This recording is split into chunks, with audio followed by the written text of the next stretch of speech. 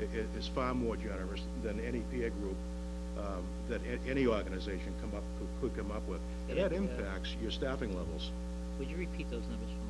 I know I got the 2080. I know that pretty well. Yeah, it's 1,562 hours, and you arrive at that.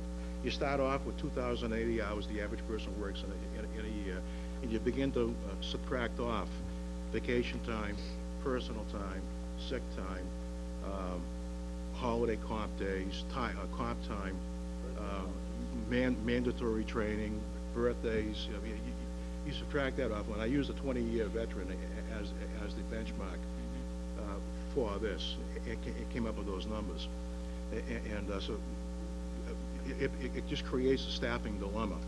And Kevin can attest to that, and anybody that's in the management of the department knows that we have a difficult time maintaining what we consider to be a safe and efficient and effective staffing level at the department. But anyways, when you calculate that out using that formula to cover all our shifts based upon the time off that's allotted to our personnel, we should have 52.4 officers working on that police department because of the time off available to our personnel. However, there is another simpler formula that most people use, and that's a formula that was developed by the International Chiefs of Police Association, and it's a simple multiplier of 2.6 officers per 1,000 residents. So if we look at 14,500 residents times 2.6 personnel, it comes out to 37.2. And we've been consistently on target with our personnel for a number of years, but we're beginning to fall somewhat behind based upon that simplistic formula, which doesn't account for staffing issues created by time off.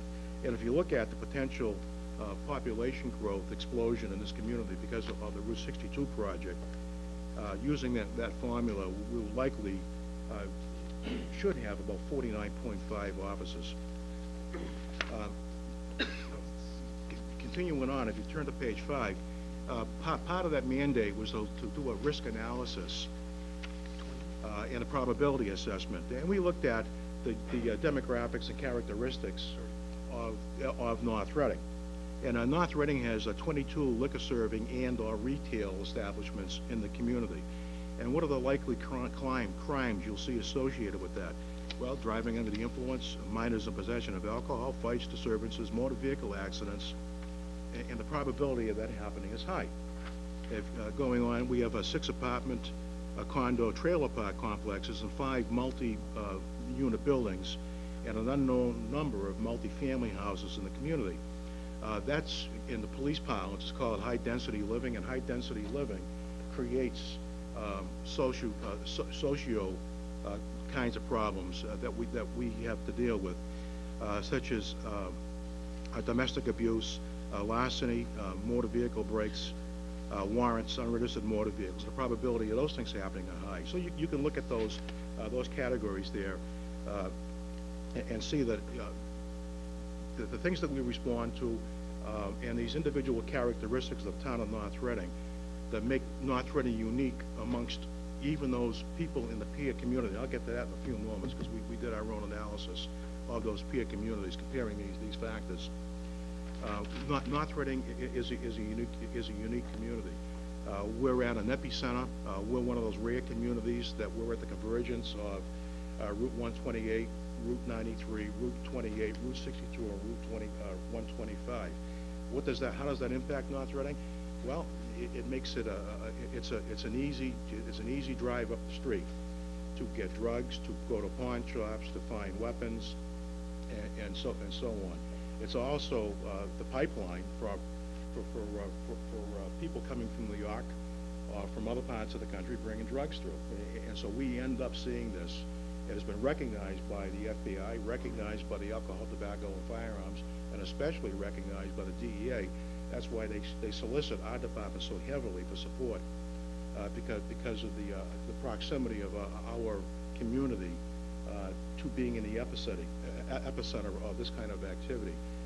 Not only that, if you look at it, we're about, on average, about 8 miles away from Boston, from Lawrence, from Lowell, from Lynn, all those urban areas that create those opportunities for people from North Reading to get themselves in trouble without being politically incorrect. Overtime justification on page 6. Based upon the concept of probable cause, the police are empowered to be judge, jury, and in some instances executioner. You know, that is a unique power vested in police officers that, given certain circumstances, an officer can draw his gun and take somebody's life, and that's an awesome responsibility. The U.S. military does not have that responsibility within the bounds of the United States. They can't do it. It's illegal for the U.S. military to do that within the bounds of the United States. So it sets police departments and law enforcement aside from even our military brothers and sisters in uniform. The police also, by nature of their job, gather volumes and volumes of information during investigations and intelligence gathering. Some of this information is extremely confidential, and if we were loose with our lips, we could destroy people's careers. And that's not a threat, that's just a fact.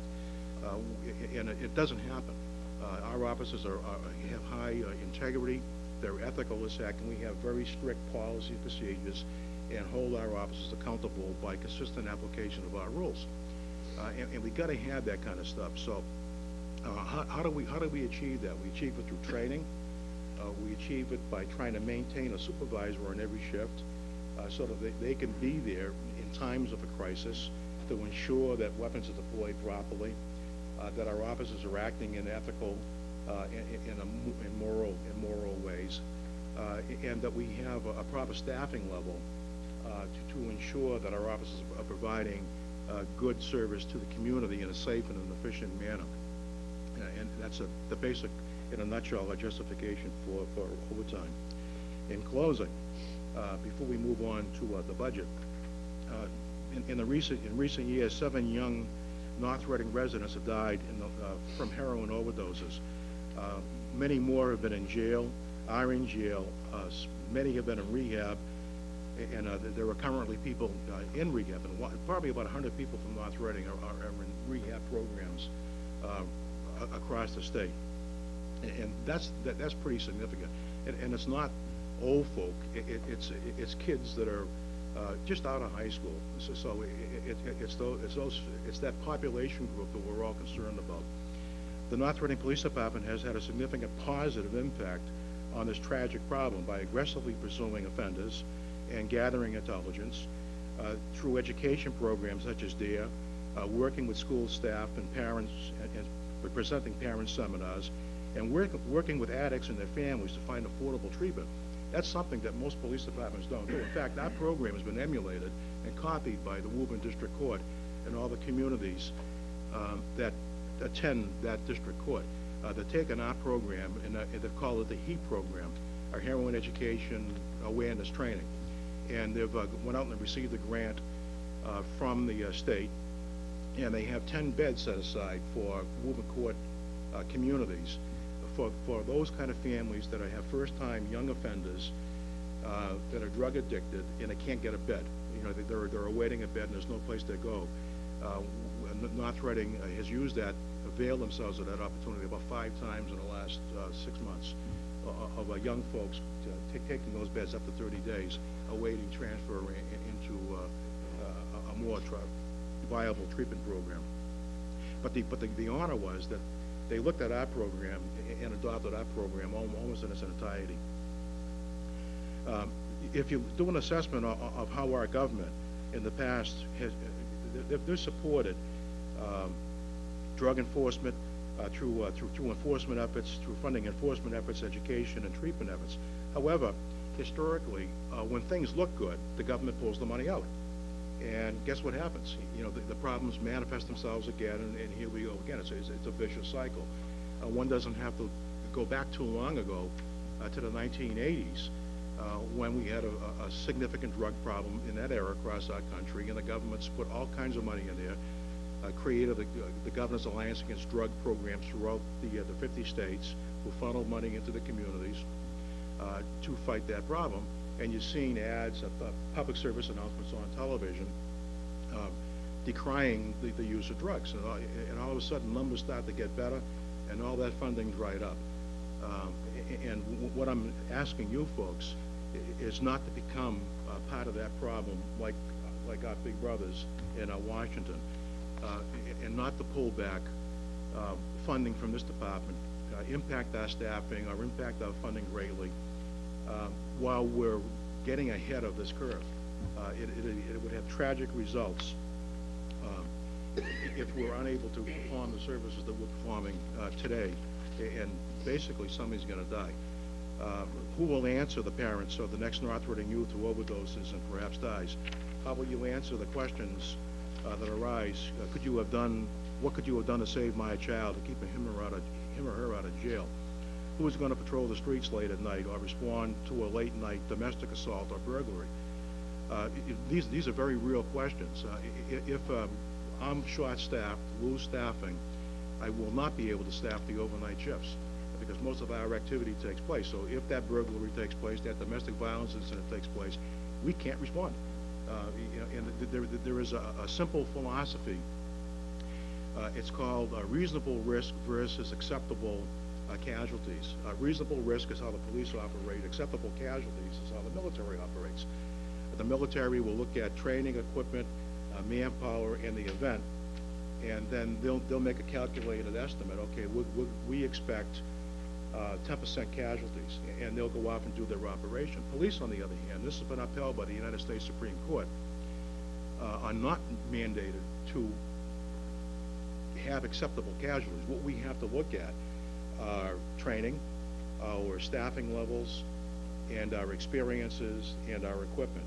And if we fall short significantly in any one of those areas, we're not mandated by law to respond to a shooting in a school, to a hostage situation inside of a house, or even to a domestic violence incident where somebody is being injured until we reach that threshold that it's a reasonable risk. And I don't want to see that happen in the town of North Reading. But it could become a reality if we don't have sufficient staff, whether it's through filling shifts on overtime or whether it's where there's an attempt to cut our staffing levels as they exist. It's going to create a major problem in our ability to deliver services. And I can entertain any questions on that. We can move into before you go into the budget numbers, and since you brought it up, and looking at the municipal benchmarking report, and you probably heard, the board's comments associated with the report. So, we're not using it as a stick to beat up on anybody, but rather to try to understand things. You made an interesting comment here regarding your manpower analysis associated with the formula you used for 37, and it comes out to be for 2008, 39.5 officers. The municipal benchmarking report reported that we have 30 total sworn officers. That would include everybody. Is that the number? We currently have on paper 30 sworn full-time officers. Right, but we're short. We're short 2 right now. We have 2 on the books waiting to be appointed. In comparison to the average of our peer communities, right, that's the 30 complement is 3 above the average, right, which would suggest perhaps, based on this formula, that our peer communities are actually suiting themselves even further. And I would even question the accuracy of that. If you bear with me 1 minute, there's another document that was handed out. Yes, it looks like we that. haven't discussed, right? And we might as well jump into that at this juncture because it answers that, it's germane to that question, Bob. Lieutenant Brennan and our 3 detectives conducted a survey of the peer communities over the last several days. And I'll explain what those the catches are across the top first. POP is population, FT is full-time, PT is part-time, CD is civilian dispatches, SIV is civilians, administrative assistants, secretaries, bars and stores. I try to put in some of the characteristics that make North Reading unique. high risk